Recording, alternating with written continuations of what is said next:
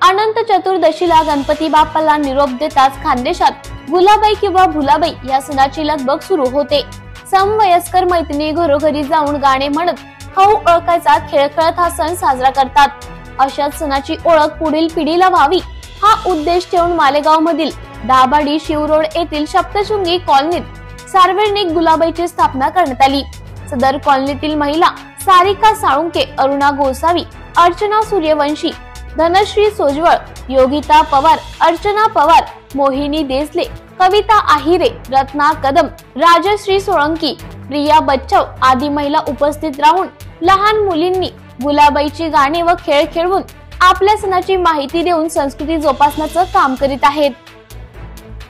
प्रबंधभूमी Maharashtra news साठी प्रतिनिधी प्रभाकर सोळंकी, मालेगाव। नमस्कार, तुमचं सगळ्यांचं स्वागत आहे। आम्ही आहोत सप्तशृंगी कॉलनीमध्ये। आताच गणपती उठून गेले, खूप छान वातावरण होतं। मुलांना असं वाटत होतं की चला गणपती संपले, परत मुलं चालले होते त्यांच्या मोबाईलच्या विश्वात। पण आता आम्ही बसवलेले आहे गुलाबाई।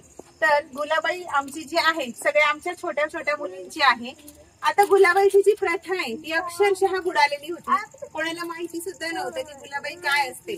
पण मुली घरामध्ये मुलं असले की फक्त मोबाईल धरून बसायचा एवढाच त्यांचा एक छंद असतो।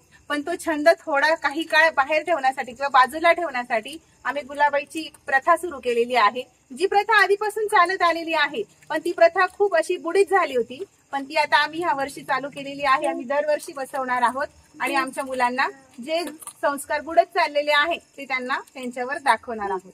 धन्यवाद।